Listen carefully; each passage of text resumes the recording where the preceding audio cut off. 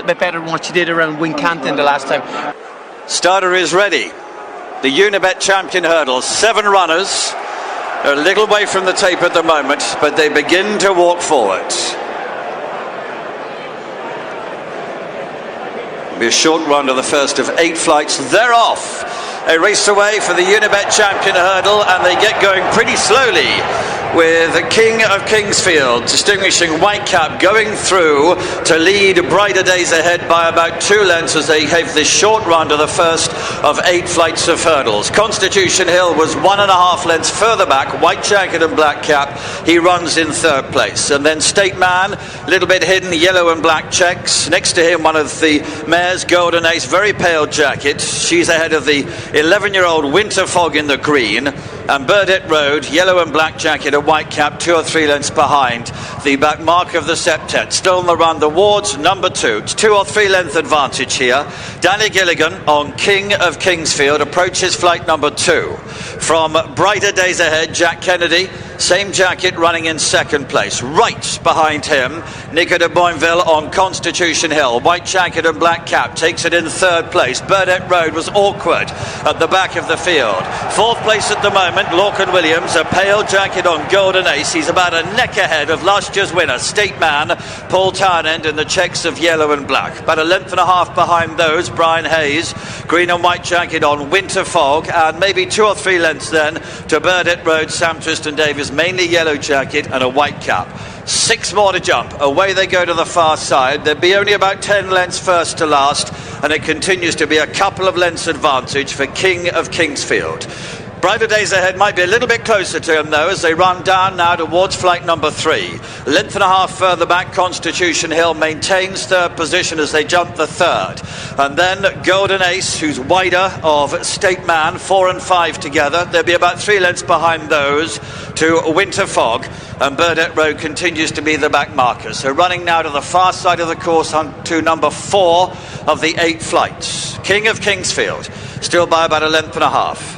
Brighter Days Ahead, she continues to run in 2nd place. About 2 lengths behind a Constitution Hill, over it in 3rd place. About 1.5 lengths maybe behind him. Golden Ace, right around the outside in the real pale jacket, over the yellow sleeves of State Man. Winter Fog has been joined by Burdett Road. They are virtually level in 6th and 7th places. Running up now towards the top of the hill. Halfway, 5th flight of hurdles, and Constitution Hill is down! The favourite number 2, Constitution Hill, has fallen, and it leaves King of Kingsfield in front, to Brighter Days Ahead in 2nd, and a 5-length gap behind those to State Man, who's running in 3rd position. Constitution Hill is up on his feet and has galloped away. Nico de Boinville being attended to at the moment. Downhill they come. They've got 3 to jump. On the left is Brighter Days Ahead. On the right is King of Kingsfield, her stablemate. State Man is behind those in 3rd place. And then widest on the course is Golden Ace. They jump the 3rd last, and Brighter Days Ahead has taken it up now. She goes on to King of Kingsfield, who's weakening. State Man has taken 2nd position. Golden Ace has got into 3rd. Burdett Road is about to take 4th. Brighter Days Ahead at the 2nd last flight of hurdles. She draws towards it, gets over it with only a length advantage to State Man in the yellow sleeves, coming strongly along the outside of her. These are then followed by Golden Ace in 3rd place. Burdett Road is behind in 4th, and they are clear to Winter Fog, and then King of Kingsfield. And on the left, the yellow sleeves of State Man has cruised through to the lead. 1 flight to go in the Unibet champion hurdle, and State Man is drawing clear. Brighter Days Ahead has been joined by Golden Ace for 2nd place. At the last flight, he's down! State Man has gone, and it's Golden Ace left in front. Burdett Road has taken 2nd, having been hampered by a weakening Brighter Days Ahead, and Golden Ace and Lorcan Williams are going to win the Unibet champion hurdle at a huge price. Burdett Road is 2nd, Winter Fog in 3rd, Brighter Days Ahead in 4th, King of Kingsfield the last to complete. Pick your jaw off the floor after the most dramatic champion hurdle you will ever see. The air was released from the balloon 4 out when Constitution Hill did what he's often threatened to do. Just be too bold, clip the top and come down. He galloped away. Then State Man was set to defend his crown, rivalless, until he came to grief at the last. And all that leaves Lorcan Williams wondering, how have I won the champion hurdle? Constitution Hill on his feet, walking back. A welcome sight for sure, as is that.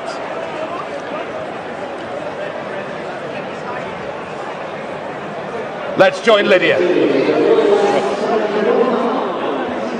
Jeremy Scott, with actually mixed emotions, having won the champion hurdle with Golden Ace, and you just said to me, rather sad, because it wasn't the race that you hoped, and how it all fell apart.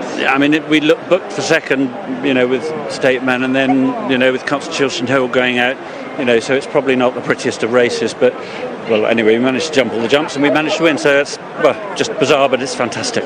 But it's fortune favouring the brave here, isn't it? And I know that you said it was Ian Gosden, her owner, who wanted to do this, and that is what happens. It's a horse race. It's a horse race, and anything can happen. Yeah, a bit emotional, I can't believe it. I remember when she won last year and you were overcome and saying that this is the best horse you've trained, and now she's won a champion hurdle. What's this going to mean to your team? Well, I don't know. It's just, they'll be as flabbergasted as I am, and I'm sure they'll all be watching at home now, and they'll definitely be reaching for the drinks cabinet anyway.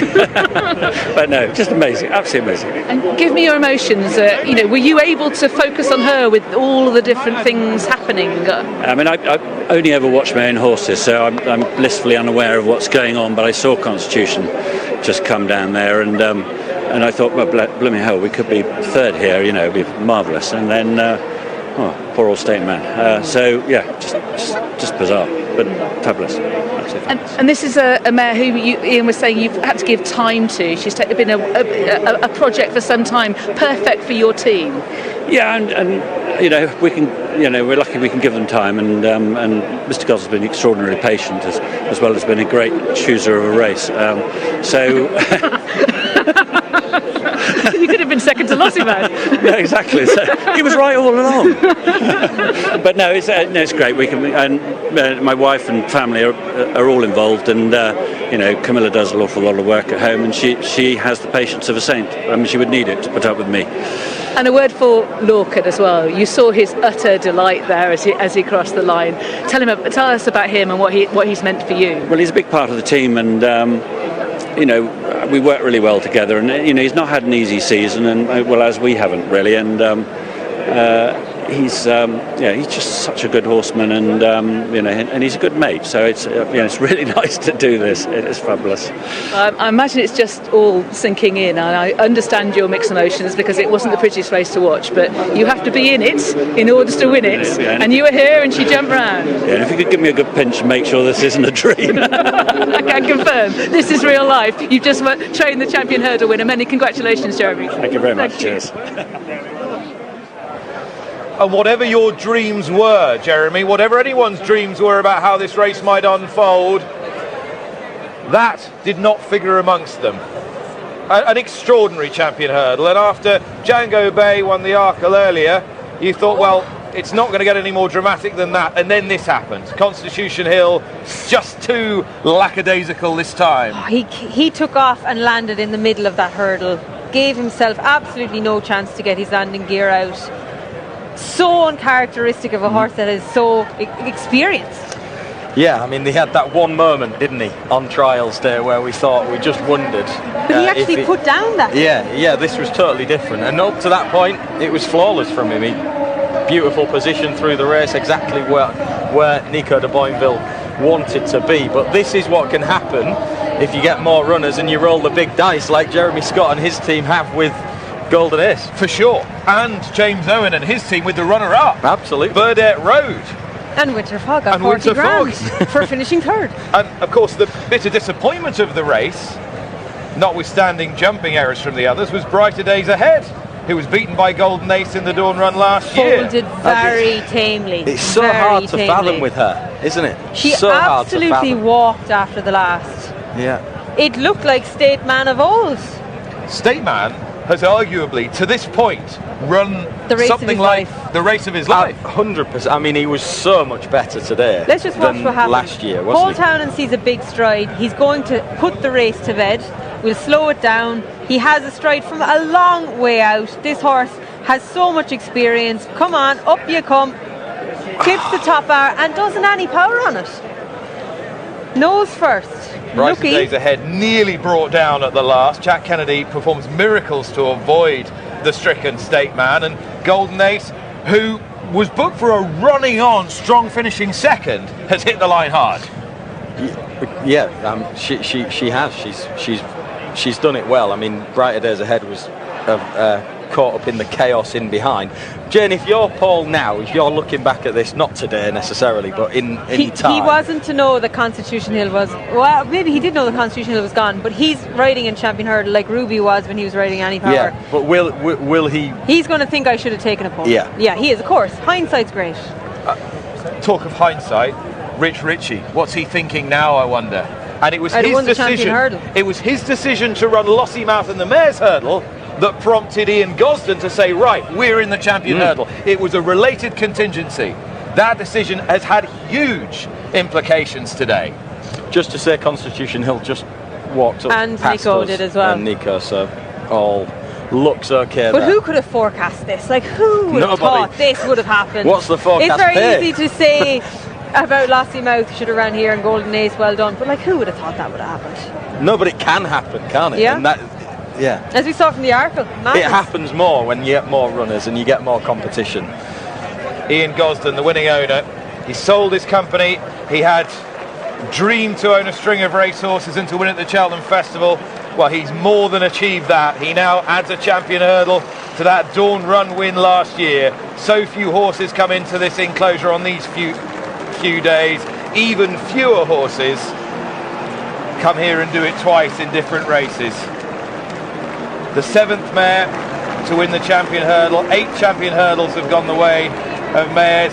12,000 guineas she cost as an unraced cast-off from the flat.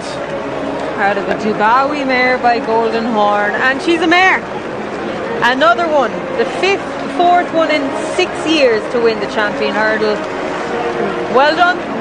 Fortune favours the brave.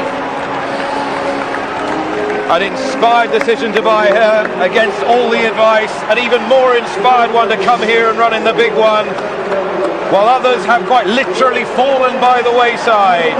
Golden Ace for Jeremy Scott, and Lorcan Williams raises the roof in front of the 55,000 strong crowd at the Cheltenham Festival.